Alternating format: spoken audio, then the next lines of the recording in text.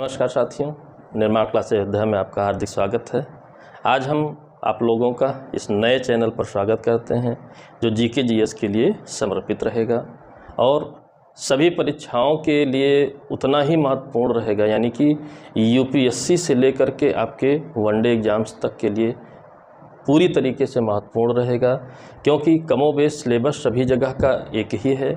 और यूपीएससी में जिस तरह कॉन्सेप्ट पूछता है, वनडे एग्ज़ामों में फैक्ट पूछता है, तो एक बात आपको ये पता होना चाहिए कि आप यूपीएससी दे रहे हों, जुडिशियल सर्विसेज के एग्जामिनेशंस दे रहे हों, या आप स्टेट पीसीएस का दे रहे हों, या वनडे एग्ज़ाम दे रहे हों, आज प्रश्नों का ट्रेंड लगभग एक समान होता चला जा रहा है। और दूसरी बात, अगर आपसे फैक्ट भी पूछता है तो फैक्ट भी आप तभी कैरी कर पाएंगे जब आपका कॉन्सेप्ट क्लियर होगा। यदि कॉन्सेप्ट आपका क्लियर नहीं है तो फैक्ट्स भी बेमानी हो जाएंगे। कंपटीशन का दायरा बढ़ता जा रहा है, सारी चीज़ें बढ़ती जा रही हैं, हमको आपको भी अप टू डेट होने की आवश्यकता है। इसलिए आप लोगों के लिए जीएस का नया चैनल है, जीएस से रिलेटेड ही बातें रहेंगी। ठीक है, पुराने चैनल में जुडिशियल सर्विसेज को जो कि समर्पित है, उसमें लॉ से संबंधित समस्त बातें रहेंगी।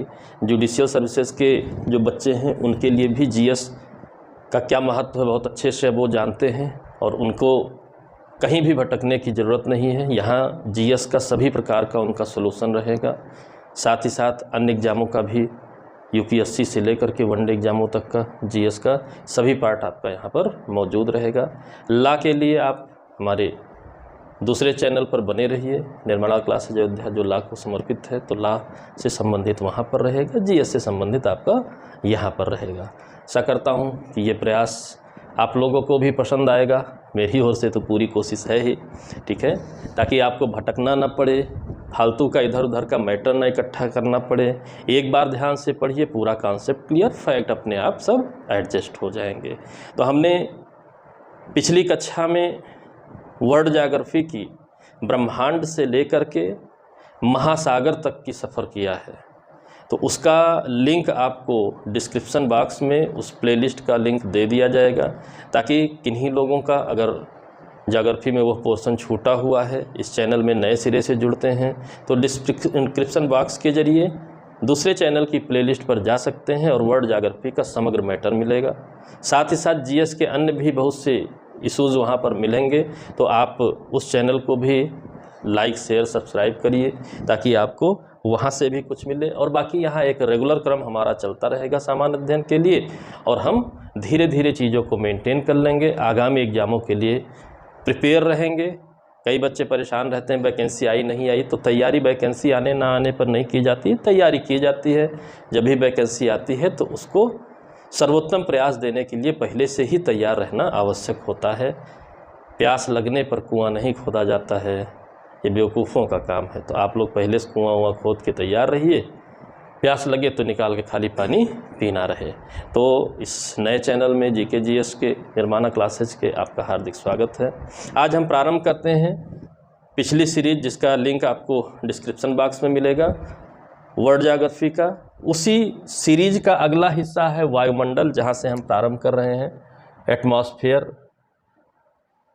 हमने स्थल मंडल के बारे में पढ़ लिया है, हमने जल मंडल के बारे में पढ़ लिया है। आज हम वायुमंडल की बात करेंगे, एटमॉस्फेयर की बात करेंगे। शुरुआत करेंगे उसके लिए कि क्या है क्या नहीं, वायुमंडल है तो क्या क्या प्रभाव हमारे ऊपर डाल रहा है, वायुमंडल ना होता तो क्या होता। ठीक है, तमाम ऐसी बातें हैं। चर्चा ग्रहों आदि को पढ़ते समय भी हो चुकी है, लेकिन यहाँ पर एक सीक्वेंस में वायुमंडल के हिसाब से हम लोग चर्चा करेंगे। देखते हैं क्या क्या बातें हैं पृथ्वी के चारों ओर। ठीक है, कई बार आपका प्रश्न आया हुआ है, वायुमंडल तो सभी लोग जानते हैं, लेकिन रंगहीन, गंधहीन, स्वादहीन, पारदर्शी गैसों का मिश्रण है। ठीक है, इस बात को ध्यान रखे रहिएगा कि जो हमारे चारों ओर वायुमंडल है उसका रंग नहीं है, लेकिन लोग आसमान में देखते हैं नीला दिखता है तो नीला लगा के चले आते हैं। ऐसी गलती पिछले साल भी लोगों ने किया कि अंतरिक्ष से पृथ्वी को देखने में जो है जल ज़्यादा दिखाई देता है, नीला ग्रह कहा जाता है, तो सब लोग नीला लगाए, जबकि जल का रंग कलरलेस वह भी होता है, रंगहीन वह भी होता है। वैसे ही आप आसमान देख रहे हैं, आसमान आपको ब्लू दिख रहा है तो उसका कारण कुछ और है। यहाँ पर आपको क्या जानना है, रंगहीन है, गंधहीन है, स्वादहीन है, पारदर्शी है, ऐसे गैसों का मिश्रण है। यह बात याद रखे रहिएगा, मिश्रण है, मिक्सचर है, ठीक है, ना कि कंपाउंड। कंपाउंड नहीं है, यौगिक नहीं है, ठीक है। यौगिक होता है तो समान मात्रा में मेल होता है, लेकिन मिक्सचर होता है तो असमान मात्रा में विषमांगी मिश्रण होता है, ठीक है। तो यह बात आप जाने रहिए, मिश्रण है, गैसों की मात्रा घटती बढ़ती रहती है। जैसे अक्सर आप देखते हैं ग्लोबल वार्मिंग के पर्पस से CO2 की मात्रा के घटने बढ़ने का चर्चा होती रहती है। तो इस बात को समझिएगा, मिश्रण है कि कंपाउंड है, यह भी आपका प्रश्न आया हुआ है। ये मिश्रण है, यानी कि हवा का विस्तृत भंडार है। कॉमन रूप में हम इसे क्या कहते हैं? हवा कहते हैं, एयर कहते हैं। इसी का विस्तृत भंडार है जो पृथ्वी के चारों ओर है, ठीक है। और ये जो चारों ओर है वो क्यों है?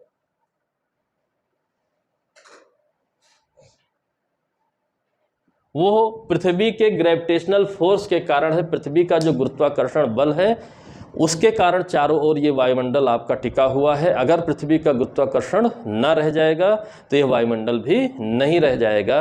तो ये भी कारण, कथन कारण में पूछा हुआ है कि भाई हवा टिकी क्यों हुई है? तो पृथ्वी के गुरुत्वाकर्षण बल के, क्योंकि शुरुआत में हमने पढ़ा है कि पूरे ब्रह्मांड में कोई भी पार्टिकल है सभी में गुरुत्वाकर्षण बल होता है। कहीं पर प्रभावी हमें महसूस होता है, कहीं पर नहीं महसूस होता है। आकर्षण शक्तियाँ सभी में होती हैं। तो गुरुत्वाकर्षण बल के कारण रुका हुआ है, विस्तृत भंडार है। यह सौर विकिरण जो सोलर रेडिएशन होता है, सोलर रेडिएशन होता है, उसके लिए उसमें लघु तरंगे होती हैं, ठीक है। शॉर्ट वेवलेंथ की तरंगे आती हैं। सूर्य से जो प्रकाश के रूप में तरंगे, एनर्जी के रूप में तरंगे आती हैं, वो लघु तरंगे होती हैं। उसके लिए पारगम्य है, यानी आने का रास्ता खुला हुआ है, कोई रोक टोक ज़्यादा नहीं है। आइए, आते जाइए, आते जाइए। परंतु पार्थिव विकिरण जो इस अर्थ का रेडिएशन होता है, ठीक है, यानी पृथ्वी जब अपनी कैपेसिटी से ज़्यादा हीट एब्जॉर्ब कर लेती है और ऊपरी वायुमंडल ठंडा हो जाता है तो पृथ्वी उसी हीट को रिड्यूस करने लगती है। उसे पार्थिव विकिरण कहते हैं। जब पार्थिव विकिरण होता है तो ये लॉन्ग वेवलेंथ का होता है, ठीक है, ये लॉन्ग वेवलेंथ का होता है, ठीक है। तो ये लॉन्ग वेवलेंथ के लिए अपारगम्य है, यानी इनके लिए रास्ता बंद है, ठीक है। सूरज से किरणें आने दी जाएंगी आसानी से, लेकिन पृथ्वी से जो रेडिएशन होगा आसानी से बाहर अंतरिक्ष में जाने नहीं दिया जाएगा। इसका अर्थ क्या निकला? ये ग्लास हाउस की भांति कार्य करता है, ठीक है। Glass house, green house effect, individual, कई ऐसे टॉपिक हैं जो हमें आपको पढ़ना है, ठीक है। यानी कि एक कॉन्सेप्ट समझने के साथ हम जानबूझ करके अपने कॉन्सेप्ट को डिस्टर्ब नहीं करेंगे, क्योंकि सब एक जो इंडिविजुअल क्वेश्चन बनते हैं उन्हें पढ़ना बहुत आवश्यक होता है। तो ग्लास हाउस की भांति करता है, और इसका जो इस ग्लास हाउस का इफेक्ट होता है वो ग्रीन हाउस होता है, ग्रीन हाउस इफेक्ट होता है, ठीक है। तो ग्रीन हाउस के बारे में इंडिविजुअल पढ़ेंगे। इसीलिए, ठीक है, इसका परिणाम क्या निकलता है? पृथ्वी पर एक औसत तापमान बना रहता है, और वो औसत तापमान कितना है? 20 बार आपका प्रश्न आया हुआ है, 15 डिग्री सेंटीग्रेड। यानी कि ध्रुवों से लेकर के भूमध्य रेखा तक पूरी ग्लोब के चारों ओर अगर हम एवरेज टेम्परेचर की बात करें वायुमंडल में तो 15 डिग्री सेंटीग्रेड बनता है। और जो पृथ्वी को जीवन योग्य बनाता है, इसका मतलब ये है कि जीवन के लिए औसत तापमान की आवश्यकता कितनी है? 15 डिग्री सेंटीग्रेड है, जो होल एटमॉस्फेयर में हमें प्राप्त होता है। परिणाम ये निकलता है कि पृथ्वी हमारी लिविंग प्लैनेट बन चुकी है। लाइन से प्रश्न आते हैं, अगर आप नहीं इसको इंडिविजुअल फैक्ट के रूप में पढ़ रहे हैं, वन लाइनर पढ़ रहे हैं, जोड़कर नहीं पढ़ रहे हैं, तो परिणाम जो होता है वो आपको अच्छे से पता है। इसलिए कारण सहित जानिए कि क्यों ऐसा है। तो सोलर विकिरण के लिए पारगम्य, पार्थिव विकिरण के लिए अपारगम्य, glass house, green house effect हो गया, जिससे 15 डिग्री औसत तापमान बना, और ये हमें क्या बनाता है? लिविंग प्लेनेट बनाता है। किसी भी लाइन को जोड़ करके आपसे पूछ सकता है, ठीक है। फिर अगली बात है, ये जो मिश्रण हमारा था ये यांत्रिक सम्मिश्रण है, ठीक है। यांत्रिक यानी डायनेमिक, ठीक, डायनेमिक सम्मिश्रण है। अब बात आई यांत्रिक क्यों? इनकी स्थिति परिस्थिति में हमेशा बदलाव होता रहता है, मात्रा में हमेशा बदलाव होता रहता है, गतिशील हैं, ठीक है, मैकेनिकल हैं, इसलिए ठीक है डायनेमिक मिश्रण मिलता है, यांत्रिक मिश्रण मिलता है, ठीक है, मैकेनिक जो है मिक्सचर प्राप्त होता है। ये बात आपको याद रखना है कि जगह जगह पर इनका अलग अलग होता रहता है, फिर उनका एक दूसरे का इधर से उधर, उधर से इधर ट्रांसफ़र हो करके एक सिस्टमेटिक बहुत कुछ हम देखेंगे चीज़ें चल रही हैं कि क्या चल रही हैं, जिसकी वजह से इसे यांत्रिक कहा जाता है, मैकेनिक कहा जाता है, डायनेमिक कहा जाता है, मिश्रण है। साथ ही साथ ये गैसों का मिश्रण तो है ही है, गैस के अलावा सॉलिड पार्टिकल्स भी मिलेंगे, लिक्विड पार्टिकल्स भी इस वायुमंडल में मिलेंगे। ओनली गैसेस के ही पार्टिकल नहीं मिलेंगे आपको वायुमंडल में, सॉलिड और लिक्विड पार्टिकल भी मिलेंगे। जैसे धूल धुएं के कण सॉलिड पार्टिकल हैं, जलवाष्प आपका लिक्विड पार्टिकल है, यह भी इस वायुमंडल में पर्याप्त मात्रा में पाए जाते हैं और तमाम चीज़ों का हमारी पृथ्वी पर निर्धारण में भूमिका निभाते हैं। अब यहाँ से आपको कोहरा मिलेगा, बरसात मिलेगी, बादल मिलेगा, सब कुछ मिलेगा। तो ये सब कुछ मिलकर के ये सॉलिड जो आपके पार्टिकल्स हैं, लिक्विड पार्टिकल्स हैं, गैसेस के जो पार्टिकल्स हैं, ये पूरा एक सिस्टम बनाएंगे। ये पूरा सिस्टम ही क्या कहलाता है? वायुमंडल कहलाता है। इस बात को आप ध्यान रखे रहिएगा। ठीक, फिर इसके अगले हिस्से में, ये तो इंट्रोडक्शन हुआ आपका वायुमंडल का, अगले हिस्से में चलते हैं। तो संगठन क्या है, कंपोजिशन क्या है, जरा देख लें। मोटे तौर पर देखना है, मोटे तौर पे अगर आपको बात समझ में आ रही है, ठीक है, प्रश्न तो लाइन से आएंगे ही आएंगे, तो वह भी प्रश्न आपको अपने आप समझ में आ जाएगा, उस प्रश्न का भी उत्तर अपने आप समझ में आ जाएगा। जो नहीं पढ़े फिर भी आपका सही होगा। तो कंपोजिशन क्या है वायुमंडल का? ये विभिन्न गैसों का 99% भाग 32 किलोमीटर, यानी कि ये जो वायुमंडल हमारा है ये हजारों किलोमीटर तक है। ठीक है, ये वायुमंडल हजारों किलोमीटर तक, इस सरफेस से हजारों किलोमीटर तक फैला हुआ है, लेकिन 99% भाग 32 किलोमीटर की ऊंचाई में ही सिमटा है। 1% उसके बाद हजारों किलोमीटर में फैला हुआ है। आप सोचिए कैसी संरचना है ये प्रकृति की कि 99% भाग 32 किलोमीटर में ही है और बाकी उससे ऊपर आप हजारों किलोमीटर चले जाइए, आपको 1% भाग मात्र मिलेगा। निर्वात जैसी स्थिति मिलेगी, लेकिन वायुमंडल का अस्तित्व माना जाता है। ठीक है, जिसमें से जो धूल कण और जलवाष्प होते हैं इनका 90% भाग 10 किलोमीटर ऊंचाई तक ही मिलेगा। बड़ी सिंपल सी बात है। ठीक है, आपने द्रव्यमान पढ़ रखा है, मास पढ़ रखा है, वेट पढ़ रखा है, ग्रेविटेशनल फोर्स पढ़ रखा है। आपको पता है कि जिस पार्टिकल का, जिस मॉलिक्यूल का मास ज़्यादा होगा उस पर ग्रेविटेशनल फोर्स ज़्यादा अप्लाई होगा, तो उसका वेट भी ज़्यादा होगा। तो जो भारी कण हैं वो सरफेस के पास रहेंगे, क्योंकि ऊंचाई बढ़ने के साथ गुरुत्वाकर्षण बल की मात्रा घटती जाती है। तो जो भारी हैं वो करीब में ही रह गए। 99% जो है 32 किलोमीटर तक, धूल कण जलवाष्प और ज़्यादा भारी हैं, 90% 10 ही किलोमीटर तक फैला हुआ है। और यही 10 किलोमीटर प्रमुख होता है मौसमी गतिविधियों के लिए, यानी धूल कण और जलवाष्प का मौसमी गतिविधियों में विशेष योगदान है। इस बात को आप जाने रहिए। ठीक है, यानी कि संसार की मौसमी दशाओं का निर्धारण में सहायक है। मौसमी दशा भाई सीधी सी बात है, धूल धुएं के सॉलिड पार्टिकल्स नहीं होंगे तो जो जलवाष्प H2O है वो संघनित कहाँ पर होगी, कंडेंसेट कहाँ पर होगी, और संघनित नहीं होगी तो बादल कैसे बनेंगे, बादल नहीं होगा तो बरसात कैसे होगी, बरसात नहीं होगा तो जलचक्र कैसे चलेगा, जलचक्र नहीं चलेगा तो जीवन ही नहीं चलेगा। एक सीक्वेंस बना हुआ है, उस सीक्वेंस को हमें जानना है कि धूल धुएं के कण जलवाष्प इनकी भी क्या भूमिका है, मौसमी दशाओं के निर्धारण में सहायक हैं। अब जरा प्रमुख गैसों को देख लेते हैं कि प्रमुख गैसें कौन कौन सी फैली हुई हैं, इन गैसों का कितना कितना हिस्सा इस वायुमंडल में हिस्सेदारी है। और आप जानते हैं कि हर वर्ष यह प्रश्न आता है, और अगर ऐसा सरल प्रश्न भी गलत होगा तो बहुत बड़ी समस्या है। सबसे प्रमुख गैस है नाइट्रोजन।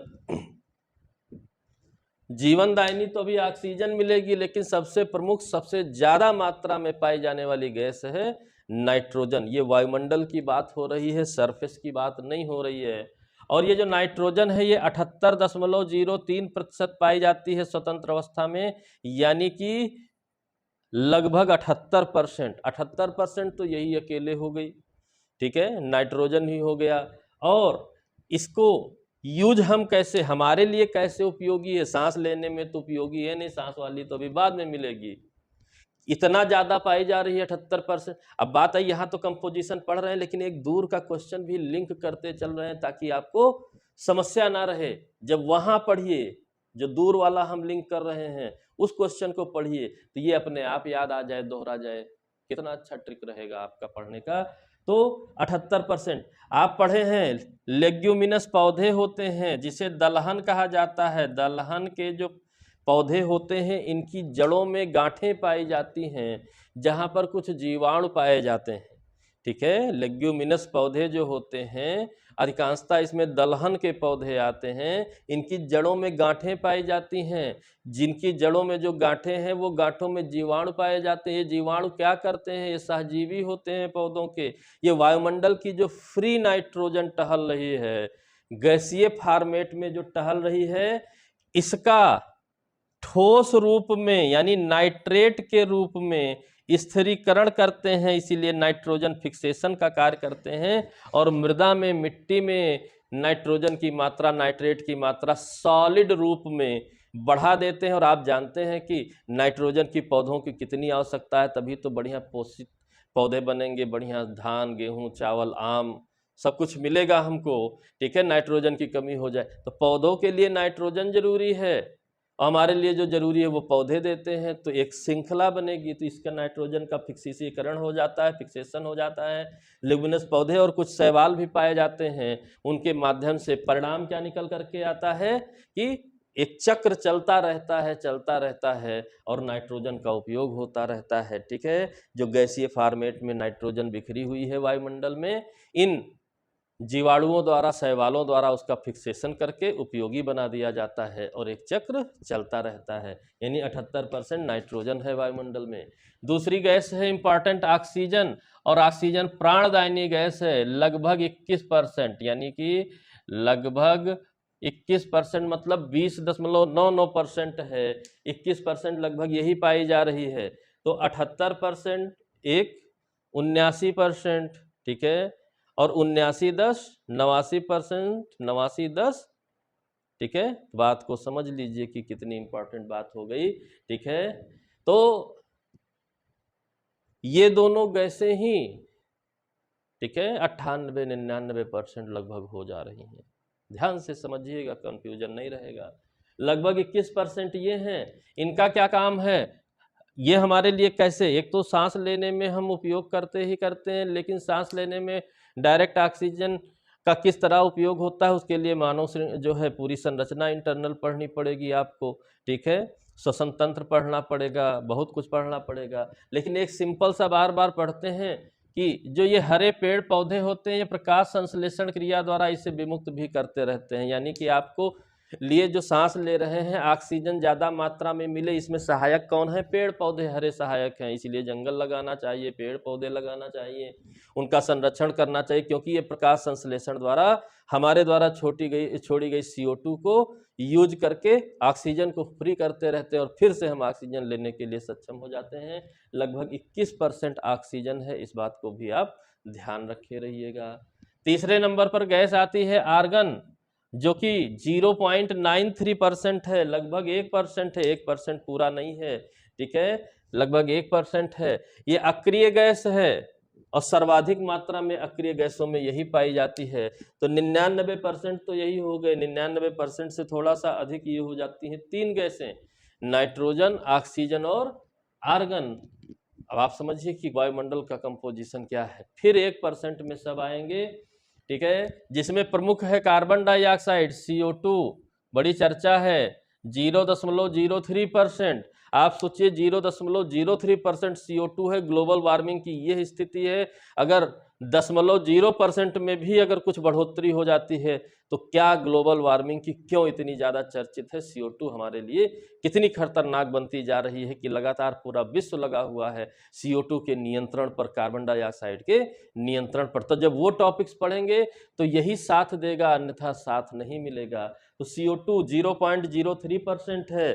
ठीक है, ये क्या है, मौसम निर्धारण के लिए सबसे महत्वपूर्ण है। अब देखिए मजेदार बात, क्यों, क्योंकि ग्रीन हाउस प्रभाव यही पैदा करती है कैसे? क्योंकि सौर विकिरण को आने देती है, पार्थिव विकिरण को जाने नहीं देती है, जिससे वैश्विक तापन में वृद्धि होती है, जल चक्र आसान हो जाता है, सारे चक्र आसान हो जाते हैं, पर्याप्त मात्रा में पौधों को टेम्परेचर मिल जाता है कि वो खाना बना सके, हमारे लिए भोजन उपलब्ध करा सकें, अदरवाइज जीवन ही नहीं रहे। मतलब CO2 नहीं रहेगा तब भी जीवन नहीं रहेगा। CO2 रहना है तो एक औसत मात्रा में रहेगा, ज़्यादा हो जाएगा तब भी हमारा जीवन नहीं रहेगा। तो एक औसत मात्रा में प्रकृति ने व्यवस्था की है 0.03%, और यह ग्रीन हाउस इफेक्ट क्रिएट करके पृथ्वी का औसत टेम्परेचर बना करके इस पृथ्वी को लिविंग प्लेनेट बनाने में और मौसम के निर्धारण में सबसे महत्वपूर्ण गैसों में हो जाती है। देखिए कितना अच्छा सीक्वेंस है, ठीक है। और इसके अलावा भी ओजोन पाई जाती है, धूल कण पाए जाते हैं, जलवाष्प पाई जाती है। तो ओजोन आप जान रहे हैं ये भी एक छतरी का काम करती है। इंडिविजुअल पढ़ना है इसलिए ओजोन खाली हमने लिख दिया। CO2 इंडिविजुअल नहीं पढ़ना है, ग्रीन हाउस इफेक्ट पढ़ना है तो वो हम अलग से पढ़ेंगे, ठीक है। तो ओजोन ये एक छतरी का काम करती है। ये सब तो सूर्य के विकिरण को आने दे रहे हैं, लेकिन ये छतरी जो है सूर्य के पराबैंगनी विकिरण को रोक देती है ताकि हमारे ऊपर ज़्यादा नुकसानदायक ना रहे। स्किन हमारी कैंसर होने की संभावना हो जाएगी, आंखें खराब होने की संभावना हो जाएंगी, बहुत कुछ ऐसा हो जाएगा। तो कार्बन जो है ओजोन उसमें सहायक है, इंडिविजुअल हमें पढ़ना है, ठीक है। जलवाष्प, जलवाष्प नहीं रहेगा तो फिर बारिश कैसे होगी? तो जलवाष्प बारिश में, और जलवाष्प भी, ओजोन भी ग्रीन हाउस प्रभाव को पैदा करने में सहायक है। तो ये सारी चीजें हैं। धूल कण संघनन का केंद्र है, ये भी सब वायुमंडल में पाए जाते हैं। और बहुत सी गैसें पाई जाती हैं, बहुत सूक्ष्मतम मात्रा में पाई जाती हैं, उनका परसेंटेज भी यहाँ नहीं लिखा जा सकता है, ठीक है। क्योंकि आप सोचिए कि कार्बन डाइऑक्साइड 1, 2, 3 चौथे नंबर पर पाई जा रही, वही पाई जा रही है 0.03%, तो बाकी गैसों का क्या कहना, ठीक है। तो ये कंपोजिशन है आपका जो है वायुमंडल का। तो आपको जानना है वर्क कैसे हो रहा है, जानना है कौन कौन से नेसेसरी एलिमेंट्स हैं, जानना है। ये तो आज पहली क्लास है वायुमंडल की, अभी हमें वायुमंडल के तापमान के बारे में जानना है, वायुमंडल के लेयर्स के। ये सब बातें बार बार घूम घूम कर आती रहेंगी, निर्धारण करेंगी इस पृथ्वी पर गर्मी होगी, ठंडी होगी, बरसात होगी, क्या होगी, जिएंगे मरेंगे, क्या होगा, सारी चीज़ें निर्धारित यहीं से होनी हैं। तो अगली क्लास में हम लोग देखेंगे कि इन सब गैसों का वितरण किस प्रकार से है, इनकी लेबल्स क्या हैं, ठीक है, कौन कौन से जो है सीरीज में इनका वितरण है, पृथ्वी के जो चारों ओर एटमॉस्फेयर है उसको कितने भागों में बांटा जाता है, क्यों बांटा जाता है, अध्ययन सुविधापूर्ण हो जाए। तो कैसे सुविधापूर्ण हमारा अध्ययन होगा अगली वीडियो में देखेंगे। एक बार और फिर से आपको मैं याद दिला दूं, ठीक है, कि आपको डिस्क्रिप्शन बॉक्स में इस वायुमंडल से पहले का जो पूरा आपका वर्ल्ड ज्योग्राफी का कॉन्सेप्ट का पोर्शन है उसकी प्लेलिस्ट का लिंक मिल जाएगा, उसको आप लोग देख लीजिएगा। देखे हैं, बहुत खुशी की बात है, ठीक है। और साथ ही और भी जीएस के प्रश्न वहाँ पर मिलेंगे चैनल पर, और इस चैनल पे अब आपका जो है जीएस से रिलेटेड रहेगा सारी बातें।